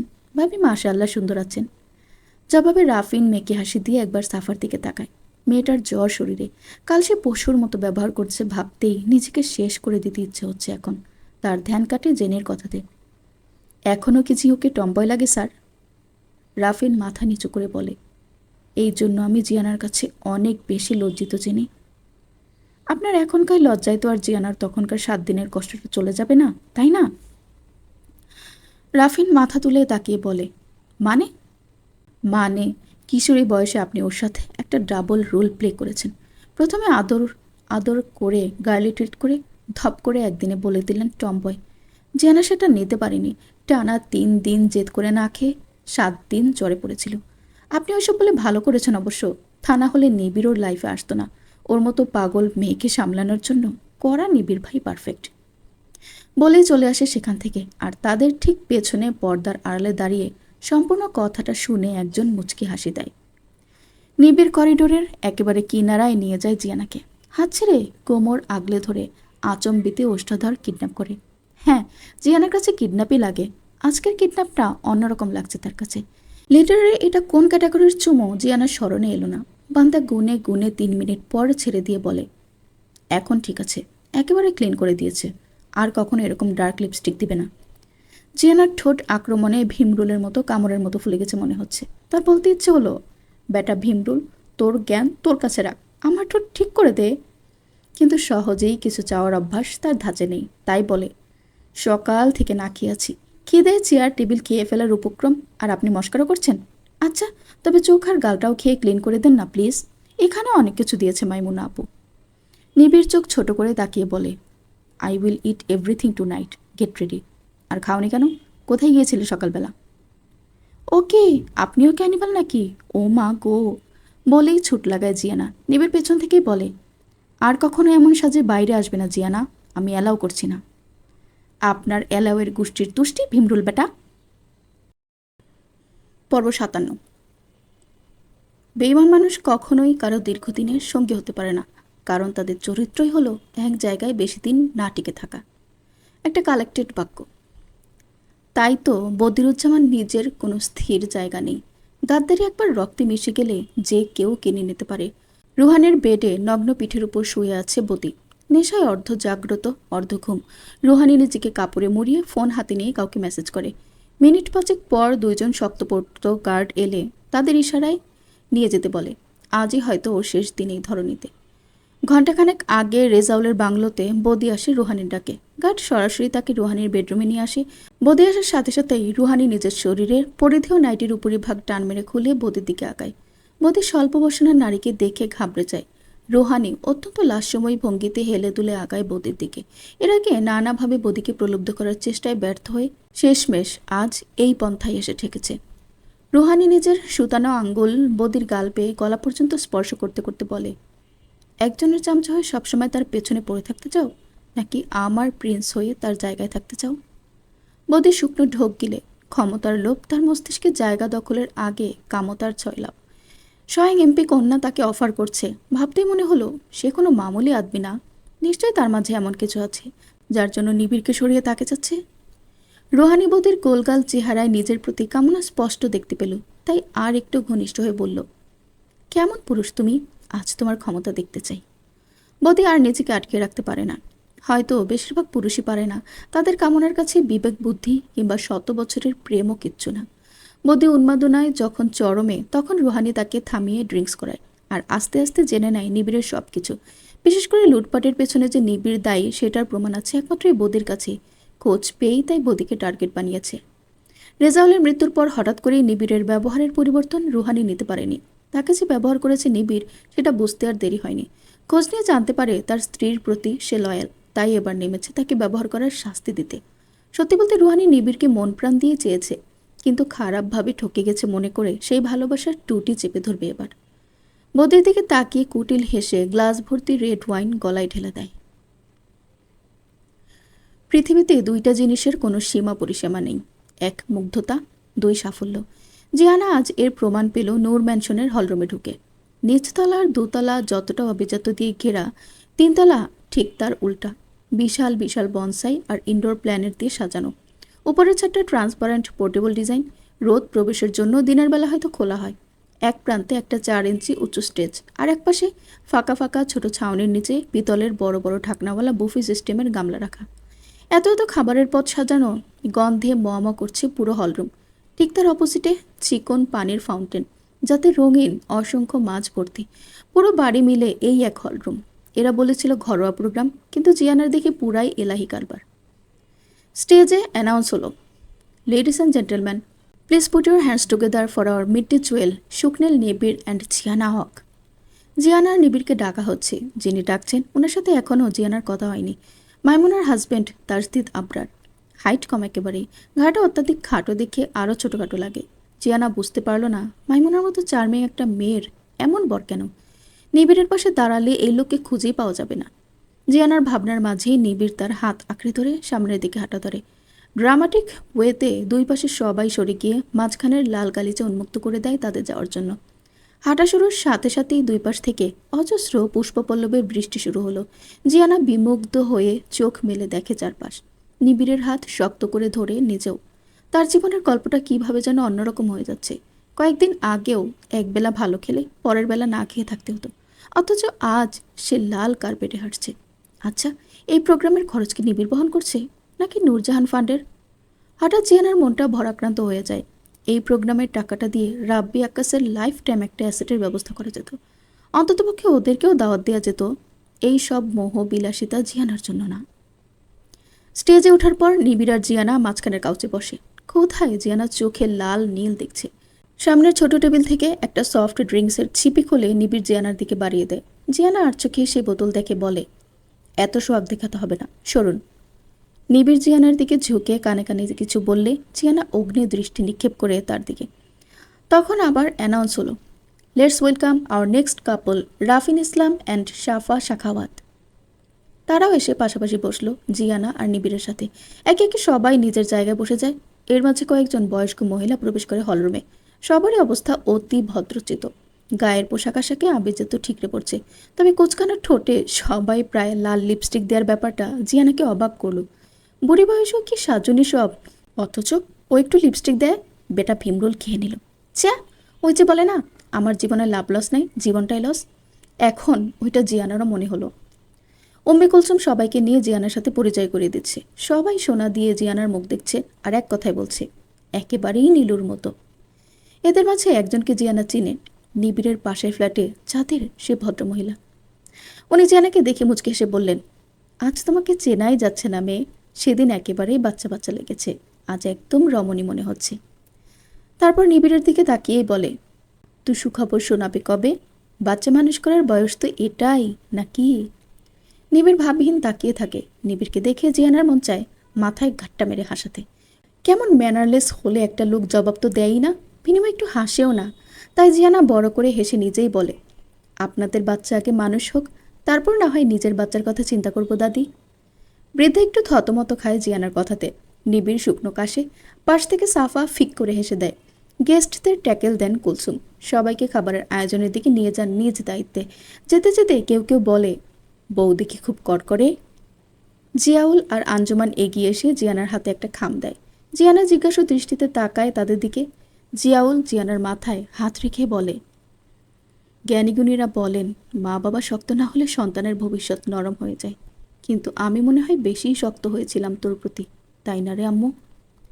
জিয়ানা মাথা থেকে জিয়াউলের হাত নিজের মুঠোয় নিয়ে সেখানে চুমু দিয়ে বলে, হ্যাঁ অবশ্যই, 14-15 বছরের একটা মেয়েকে টাক্কু করে দিয়েছো বারবার। বেশি শক্ত না, অদ্ভুত শক্ত ছিলে তুমি। তবে আমাকে ট্রেনিংয়ের নামে বেসিক যে বাস্তবমুখী জ্ঞান দিয়েছো আব্বু, সেটার জন্য তোমার এই বাড়াবাড়ির ব্যাপারটা একেবারে মাইনাস হয়ে গেছে। তবে তুমি আর একটু বুড়ো হলে তোমাকেও আমি টাক্কু করে রাখবো, দেখো। জিয়ানার কথাতে উপস্থিত সবাই হাসে। সবার সাথে মাথা নিচু করে নিবিড়ও হাসে। নিবিড়ের হাসি দেখে সবাই অবাক হয়। এই লোকের হাসি জিয়ানা ছাড়া বাড়ির লোক এখন পর্যন্ত কেউ দেখেনি। জিয়ানার সেদিকে খেয়াল নেই। সে জিয়াউলের দেয়া খাম খুলে অবাক নেত্রে তাকায়। জমির দলিল এটা। আঞ্জুমান জিয়ানার হাত ধরে বলে, এটার মালিক তুই, তাই তোর কাছেই রাখ। জিয়ানা লজ্জা পায় সেদিনই সেই ব্যবহারের জন্য। সে গলা নামিয়েই বলে, সেদিন আমিও ঠিক ব্যবহার করিনি আম্মু। এই জমি আর লাগবে না। সুখদের একটা এটিমখানা আছেই, পরিত্যক্ত হলেও সেখানে আবার মেরামত করা যাবে। তোমাদের যেমন ইচ্ছা ব্যবহার করতে পারো। আব্বু আবার ফার্মটা চালু করে দাও। জিয়াউল বলে, না রে আম্মু, আমার আর সেই শক্তি নেই। জিয়ানার হাত থেকে নিবিড় খামটা নিয়ে জিয়াউলের হাতে দিয়ে কাটকাট গলায় বলে, এটা আপনাদের কাছেই রাখুন। জিয়ানা লিখে দিবে জেনি আর জুনায়েদের নামে। ফুয়ামু নিশ্চয় এমনটাই করতো। এটা নিয়ে আর কোনো কথা বলবেন না আশা করি। জিয়াউল থতমত খায়। কি জামাই রে বাবা, রিকোয়েস্ট করছে নাকি থ্রেট দিচ্ছে? জিয়ানা চোখ ছোট করে তাকায় নিবিড়ের দিকে। নিবিড় ভ্রু নাচায়। রাফিন এদের চোখাচোখি ইশারা সহ্য করতে না পেরে উঠে যায় সেখান থেকে। রাফিনের পেছন পেছন সাফাও যায়। জেনি এসে জিয়াউল আর আঞ্জুমানকে নিয়ে ফুড কোর্টের দিকে গেল। নিবিড় জিয়ানার দিকে ঝুঁকে বলে, সবাই এটা সেটা দিচ্ছে, আমার কাছে কি চাও বলো? জিয়ানা নিবিড় কাছ থেকে একটু সরে মুখোমুখি বসে বলে, সত্যি দিবেন? হুম। এমন একটা টেকনোলজি যেটা দিয়ে এখানে হিসু করলে 3 ফুট দূরে গিয়ে পড়বে। নিবিড় ব্যাকুল হয়ে বড় বড় করে তাকায়। ব্যাক ব্রাশ করে চুলে আবার হাত চালায়। সে ছেলে হয়েও এমন কথা বলতে পারবে না। জিয়ানা দাঁত বের করে বলে, এটা আমার ছোটবেলার একমাত্র কাঙ্ক্ষিত জিনিস ছিল। আল্লাহ তোমাকে কি মাটি দিয়ে বানিয়েছে জিয়ানা? নিজের কপাল চুলকেই প্রশ্ন করল নিবিড়। আপনার বুকের পাঁজর দিয়ে? এই জন্যই এমন অদ্ভুত। তোমাকে জিজ্ঞেস করা আমার একদম উচিত হয়নি। মশিয়ে মাফ কর দো, পার দো। জিয়ানা খিলখিলিয়ে হেসে ওঠে নিবিড়ের ক্ষমা চাও দেখে। দূর থেকে রাফিন সেই খিলখিলিয়ে হাসি দেখে উল্টো ঘুরে যায়। মনে মনে ভাবে, এভাবে জিয়ানা আর নিবিড়কে ঘনিষ্ঠতা দেখে এক বাড়িতে থাকতে পারবে না সে। তার মাঝে আওলা ঝওলা হয়ে যাচ্ছে। তাজদিদ আবরার এগিয়ে এসে জিয়ানার সাথে পরিচিত হয়। তারপর কথায় কথায় বলে, ভাবি কি জানেন নিবিড় ভাই যে চমৎকার গান গাইতে পারে? কখনো সরাসরি শুনিনি, কি করে জানবো? ওহো, মিস করেছেন তবে। আজ একটা অ্যারেঞ্জমেন্ট করা আছে, একটু পর শুরু হবে। আপনাদের জন্য ছোট্ট একটা আয়োজন আছে আমার পক্ষ থেকে। সেখানে চাইলে ভাই একটা গান আপনাকে ডেডিকেট করতেই পারে। গান? No way. বলেই নিবিড় কাউচ থেকে উঠে যায়। পাশ থেকে মেহেদি এসে বলে, জিহানা, আমি তোমাকে গান শোনাতে পারি। আমার পক্ষ থেকে তোমাদের জন্য কাইন্ড অফ গিফট এটা। জিহানা একবার নিবিড়ের দিকে তাকায়, তারপর মনে মনে ভাবে, বেটা তুই গাইবি আর তোর ঘাড়ও গাইবে।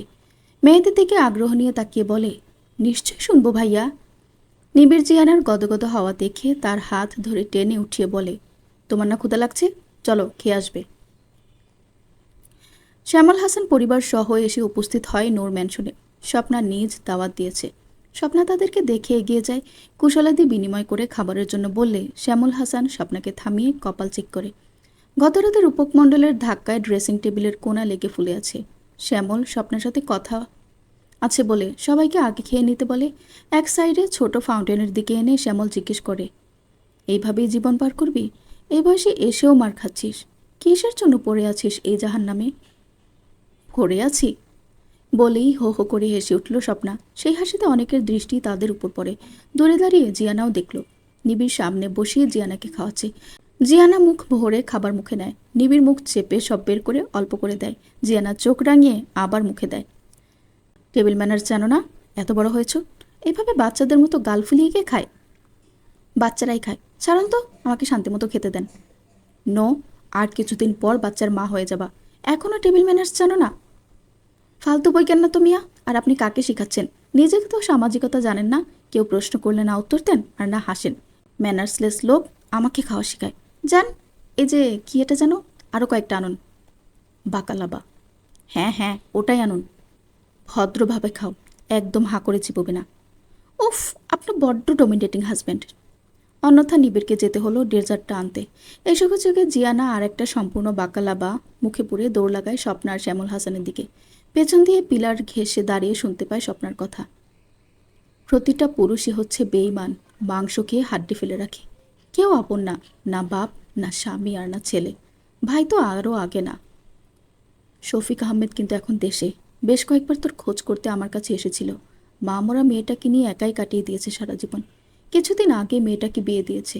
তুই ভেবে দেখ, আমি ব্যবস্থা করব সব। লোক হাসাতে চাই না আর ভাই।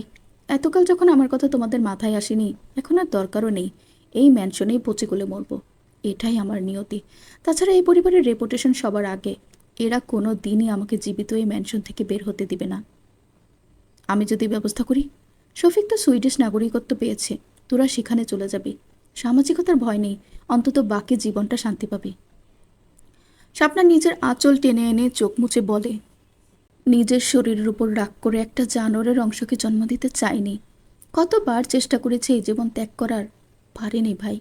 যতদিনে বুঝলাম বাচ্চাটা আমারও অংশ, ততদিনে বহু দেরি করে ফেলেছি। এক আকাশ ফারাক সৃষ্টি হয়েছে আমাদের মা ছেলের সম্পর্কের মাঝে।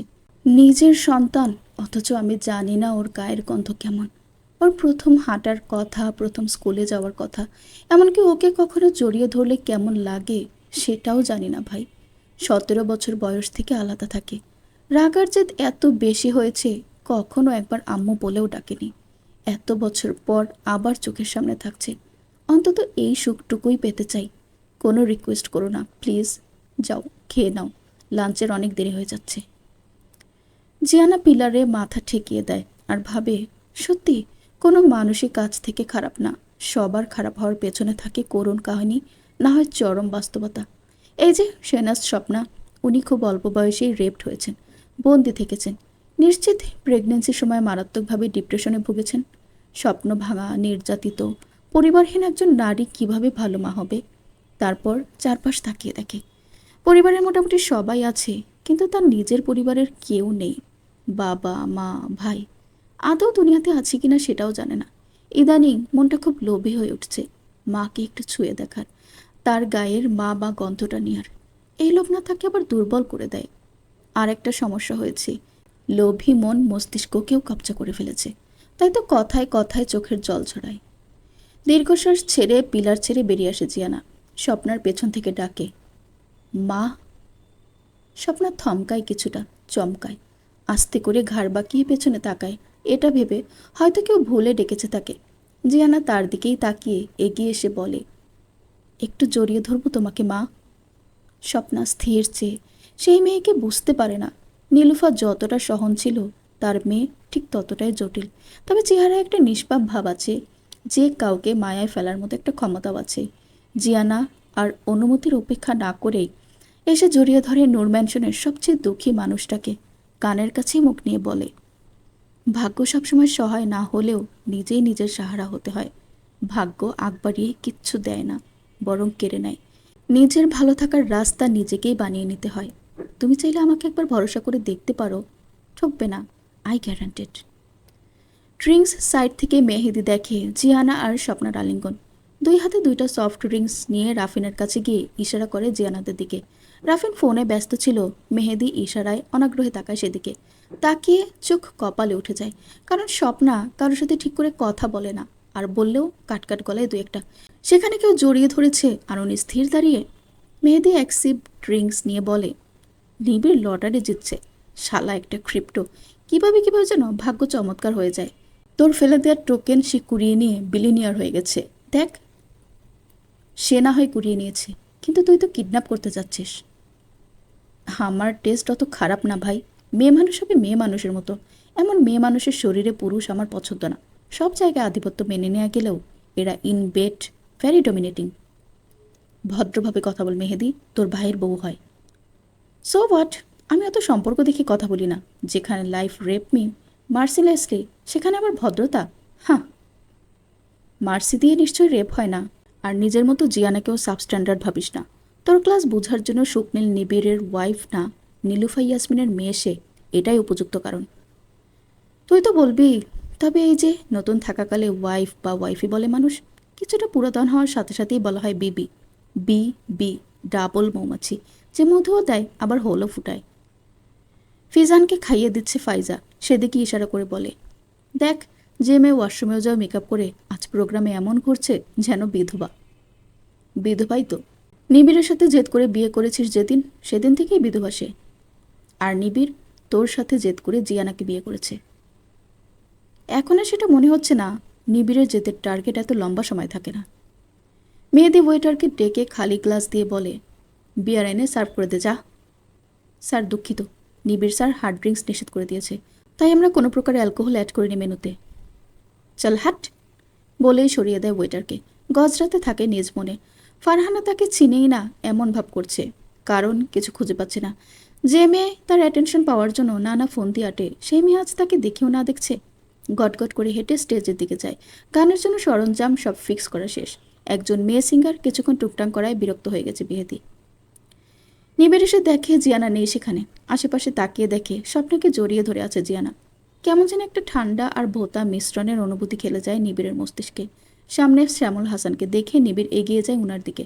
সালাম দিলে শ্যামল হাসান বলে, আচ্ছা, তোমার হ্যান্ডশেক না করার কারণটা আমি ঠিক বুঝি না নিবিড়। কোনো কারণ নেই, আহেতুক স্পর্শ আমার পছন্দ না। হো হো করে হেসে শ্যামল হাসান বলে, তবে রাত দিন যে ভোটের কালেকশনে বের হয়, অধিকাংশকেই দেখে বোঝা যায় ঝাঙ্গিয়া রিফু করা পাবলিক। তাদের সাথে কিভাবে কানেক্টেড হও একটু শুনি। জনতা জনার্দন, তাদের সাথে হ্যান্ডশেক করতেই হয়। হ্যাঁ, ভিডিও দেখেছি, গ্লাভস পরে, তাই তো? বলেই আবার অট্টহাসি দেয় ভদ্রলোক। নিবিড় স্থির চেয়ে দেখে প্রশ্ন করে, কোনো প্রকার প্রচারণায় গেলেন না যে? তুমি তো প্রচুর প্রচারণা করছো। করতেই হয়, আমার তো ব্যাকআপ নেই। আপনার নিশ্চিত জয়, তাই আহেতুক প্রচারণা করে কি করবেন বলুন? তোমার বুদ্ধির প্রশংসা করতেই হচ্ছে। নিউরোপ্যারাসাইট একটা মৃত্যু পোকার মস্তিষ্ক নিয়ন্ত্রণ করে এবং হাঁটতে বাধ্য করে। রিসেন্ট সোশ্যাল সাইটের ভাইরাল এই ভিডিওটা দেখেছেন? আমাদের মাঝে এমন অসংখ্য ব্যক্তি আছে যারা আসলে মৃত, তবে অন্যের দ্বারা হাত পা নাড়ে। রাজনীতির নিয়মই এটা, যার মাথার উপর যত বড় ছাতা তার রোদের ভয় তত কম। বলেই চোখ থেকে উপনেত্র খুলে পকেটের ভেতর থেকে রুমাল বের করে মুছতে মুছতে বলল শ্যামল হাসান, আপনারা সবাই শুধু বোঝেন উপরে ওঠার ইঁদুর দৌড়, এই জন্যই কিছু মানুষের জন্য স্বপ্ন দেখাও বাতুলতা। একজন সাধারণ মানুষ যখন বলে ক্ষমতা পেলেই মানুষ শুয়োর হয়ে যায়, আবার সেই মানুষটাকে সুযোগ দিলে সে নিজেই হায়না হয়ে যাবে। তোমাদের মতো ইয়াংরা তো আরও বেশি হয়। আমি মনে করি দেশের চিত্র যদি কেউ পরিবর্তন করতে পারে তবে সেটা একমাত্র ইয়াংরাই পারবে। সমরেশ মজুমদার বলেছেন, অন্য দেশের ধার করা স্লোগান দিয়ে আরেক দেশে বিপ্লব হয় না। পাখি শেখানো বুলির মতো আওড়ানো যদি হয় একজন ফ্রন্টলাইন নেতার কাজ, তবে এমন নেতার মুখে কি ছুড়ে দেওয়া উচিত মামু? তুমি অযথাই সন্দেহ করছো আমাকে নিবিড়। জি, আমার অযথা সন্দেহের দাম 100 কোটি, রাইট? ওইসব গুজব। আমার সার্কুলার বিকিয়েও এত টাকা হবে না। সেখানে মাত্র 1.5 বছরের উপনির্বাচনের জন্য এত টাকা ইনভেস্ট কে করে? যার রটে তা কিছুটা হলেও বটে। এর মাঝে স্টেজে গান বেজে ওঠে।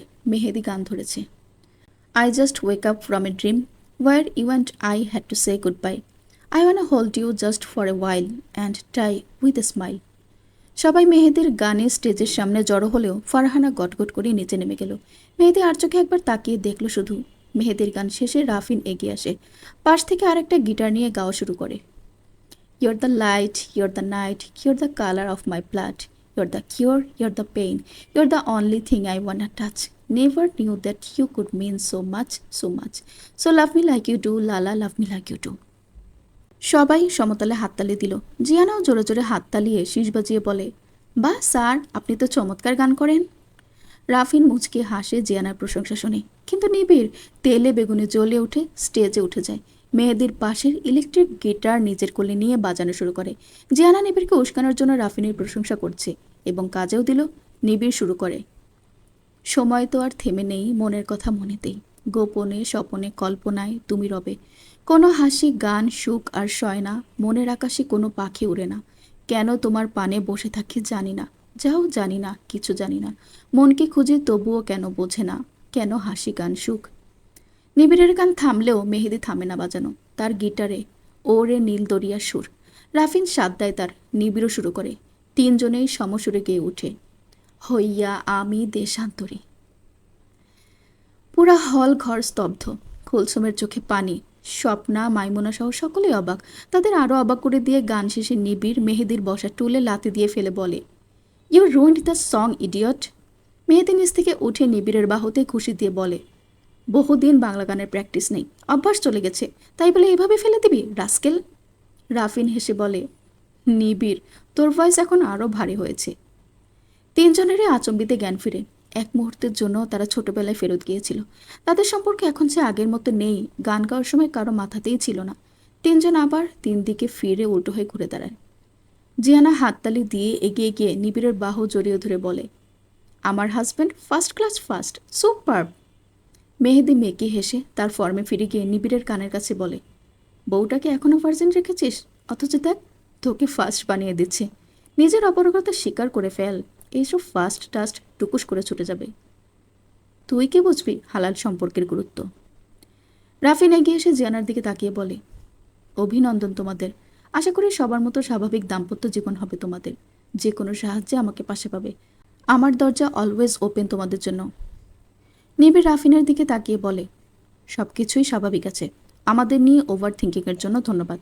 আর নিজের আঙ্গুলে সুই ফুটিয়ে ভাবছিস অন্যের সর্বাঙ্গী ব্যথা, সুস্থ আঙ্গুল দিয়ে টিপে দেখ, ব্যথাটা তোর। বলেই সেখান থেকে জিয়ানার হাত ধরে চলে আসে দোতলায়। সবাই জানায় নিবিড়ের স্বভাব সম্পর্কে, তাই কেউ আর কিছু মনে করল না। এতক্ষণ থেকেছে এটাই যেন অনেক। দোতলায় রুমের বাইরে জিয়ানাকে দাঁড় করিয়ে রেখে বলে, 2 মিনিট ওয়েট করবে এখানে, এক জায়গায় যাব। বিকেল থেকে সন্ধ্যা পর্যন্ত উদ্দেশ্যহীন হয়ে নিবিড় জিয়ানাকে নিয়ে বাইক রাইড করেছে। হিমশীতল হাওয়া নাকে মুখে লাগায় ভালো লাগছে জিয়ানার, কিন্তু সারাদিনের ধকলে তার শরীর বিছানা যাচ্ছে। পেছন থেকে নিবিড়ের পিঠে মাথা ঠেকিয়ে নেতানো গলায় গেয়ে উঠে, একটা ভুল মানুষের হাতে আমি রাইখা ছিলাম হাত, তার প্রেমেতে পইরা আমার জীবনটাই বরবাদ। আমি সামনে পিছে না ভাবিয়া এ কি করিলাম, নিজের পায়ে নিজেই আমি কুড়াল মারিলাম, ওহো কুড়াল মারিলাম। এমন গান শুনে নিবিড় হার্ট ব্রেক কষে, ঘাড় বাঁকিয়ে হেলমেটের ভিতর থেকে কটমটিয়ে তাকায়। জিয়ানা নিবিড়ের কাছে এসে বলে, আইসু, বাসায় চলুন, আমার অনেক টায়ার্ড লাগছে, এখানেই কিন্তু ঘুমিয়ে যাব। সেসবের ধারের কাছে না গিয়ে নিবিড় বলে, রাফিন না শুধু, যে কোনো ছেলেকে যতই হাম্বল, ইনোসেন্ট কিংবা জেন্টল লাগুক, তুমি তাদের ভাই কিংবা বাপের নজরে দেখো না কেন, তাদের কল্পনা থেকে তুমি রক্ষা পাবে না। ছেলেদের টেম্পটেশন সম্পর্কে কোনো মেয়েরই ধারণা নেই। কিসের মাঝে কি পান্তাপাতি কি, তাহলে আপনিও এরকম? হুম। কি? বলেই নিবিড়ের পিঠে পাঁচ মারা শুরু করে একাধারে। জিয়ানার টায়ার্ডনেস কেটে গেল চড়াক করে। লাফ দিয়ে নিজের হাতের ভাঁজে নিবিড়ের গলা আটকে রাগে এক প্রকার চিল্লিয়ে চিল্লিয়েই বলে, অসভ্য বেটা, বজ্জাত আদমি, ভণ্ড নেতা, ওই আপনার বউ থাকতে অন্য মেয়েদের দেখেন কেন? বউ হচ্ছে চোখের মণি, জাহরি। বউ যদি জামাইকে কাছে আসতে না দেয় তবে তাকাতেই হয়। কাছে আসেন নাই? এত বড় অনাচারের কথা কেমনে বলেন? আপনি কি আমার চামড়ার ভেতর ঢুকে যেতে চান? হুম, একেবারেই ভেতরে। ছি, অশ্লীল বেটা, যামই না তোর সাথে, চল হাট। বলেই জিয়ানা হাঁটা শুরু করে উল্টো দিকে। নিবিড় বাইক রেখে জিয়ানার পেছন এসে খপ করে হাত টেনে ধরে নিচের দিকে ঘুরায়। তারপর বাঘের থাবার মতো দুই গাল একসাথে চেপে ধরে বলে, বি ওয়ার জিয়ানা, ফার্দার যদি তুই তুকারি করো তবে আমি ভুলে যাব তুমি কে। অসম্মান আর মিথ্যা আমি নিতে পারি না। যাও এখন, কোথায় যাবা, যাও, গো। বলে জিয়ানার পিঠে ধাক্কা দিয়ে ঠেলে দেয় সামনের দিকে। জিয়ানা নড়ে না, সে ঘাড়তারামি করে বলে, সম্মানের কি কাজটা আপনি করেছেন শুনি? অসম্মান আর মিথ্যা আমি নিতে পারি না, হ্যাঁ। বলেই ব্যঙ্গ করে জিয়ানা। নিবিড়ের রাগ পড়ে যায় জিয়ানার চোখ মুখ উল্টিয়ে ব্যঙ্গার্থক কথা শুনে। তারপর আবার হাত ধরে হাঁটা ধরে বাইকের দিকে। যেতে যেতে কাউকে ফোনে জিজ্ঞেস করে, সব রেডি? কথা বলার মাঝেই ফুটপাতে কারোর সাথে ধাক্কা লাগে নিবিড়ের। ফলে ফোনটা পড়ে যায় রাস্তায়। হেলমেট পরায় লোকটা নিবিড়কে না চিনেই তেড়ে এসে বলে, ওই মিয়া, চোখকে দেখেন না নাকি? চোখকে পাশায় রেখে হাঁটেন? নিবিড় শান্তভাবে বলে, আস্তে। লোকটা এতে আরও তেতে উঠে মারমার করে এগিয়ে এলে পেছন থেকে জিয়ানা নিজের শাড়ি গুটিয়ে কাট ফ্লিপ কিক করে লোকটাকে। ফলে হ্যাংলা পাতলা লোকটা কাগজের মতো ছিটকে পড়ে রাস্তায়। জিয়ানা আবার তেড়ে যেতে চায়, কিন্তু নিবিড় গিয়ে পেট আঁকড়ে ধরে আটকায়। ধরা অবস্থায় জিয়ানা গলা চড়িয়ে বলে, চোখ তোর ইয়ে ভরে দিব শালা, কাকে তুই বাচ্চা দেখাস? আয় এবার আয়, দেখি কেমন বাপের বেটা। সাথে আরও বাংলা গার্লি ছুড়ে দিল লোকটার দিকে। নিবিড় টাসকে খেয়ে গেছে তার ভাষা প্রয়োগ দেখে, আর লোকটা ভয়ে যান হাতে খুঁড়িয়ে খুঁড়িয়ে দৌড় লাগায়। বাহ, কি অসাধারণ গুণ তোমার! এমন জঘন্য গালি তো আমিও দিতে পারি না। তাছাড়া তুমি নিজেও আমাকে অনেক আজে বাজে কথা বলো, তার বেলায় কিছু না। আমি আর এই লোক এক, আমার জিনিস আমি যা ইচ্ছে তাই করতে পারি, অন্য কারো সেই অধিকার নেই। নিবিড় মুচকি হেসে দ্রুত গতিতে হাঁটে। জিয়ানা বড় বড় পা ফেলেও নিবিড়ের সাথে হেঁটে পারছে না। বাইকের কাছে এসে হাত ছেড়ে জিয়ানার কোমর ধরে বাইকে বসায়। জিয়ানার কাছে লাগে সে একটা ককশিট, যার ওজন 100 গ্রাম। ফুল স্পিডে বাইক চালিয়ে নূর ম্যানশনে যখন তারা পৌঁছায় তখন কাঁচা সন্ধ্যা শেষে রাতের আগমন হয়েছে। আত্মীয় স্বজন চলে গেছে অনেক আগে। বাসার সবাই সারাদিনের টায়ার্ড থাকায় যে যার রুমে রেস্ট করছে। অন্যদিনের তুলনায় আজ আরও বেশি ঝকঝকে লাগছে নূর ম্যানশন। দোতলায় উঠে রুমের কাছে যেতেই ধক করে বেলি ফুলের গন্ধ ধাক্কা লাগে জিয়ানার নাকে। বেলি ফুল তার ভীষণ পছন্দের। নিবিড় দরজার শটান খুলে দিয়ে রুমে ঢুকে যায়। তারপর এক হাত নিজের পেছনে আর এক হাত সামনে জিয়ানার দিকে মেলে দিয়ে বলে, কামিন মাই কুইন। জিয়ানা একবার সেই মেলে দেওয়া হাত দেখে, আরেকবার দেখে সামনের বিশাল কালো রঙা রাজকীয় খাটটাকে। সেটা ঢেকে আছে শুভ্র সাদা থোকা থোকা বেলি দিয়ে। ছাদ থেকে চলছে অসংখ্য বেলির মালা। মুহূর্ত জিয়ানার যেন আজ অবাক হওয়ার দিন। বিয়ের প্রায় 1 বছর হতে চলল। অস্বাভাবিক হলেও সত্যি তাদের বাসর হয়নি, হওয়ার মতো পরিস্থিতিই ছিল না। আজ তবে কি সেই কাঙ্ক্ষিত দিন? শুনলেন আশিক আক্তার সোহাগের লেখা নীতিহীন রাজ গল্প থেকে পর্ব 55, 56 এবং 57। গল্পটির পরবর্তী পর্বগুলো শুনতে চাইলে অবশ্যই এই চ্যানেলটিকে সাবস্ক্রাইব করে আমার সাথেই থাকুন। ধন্যবাদ।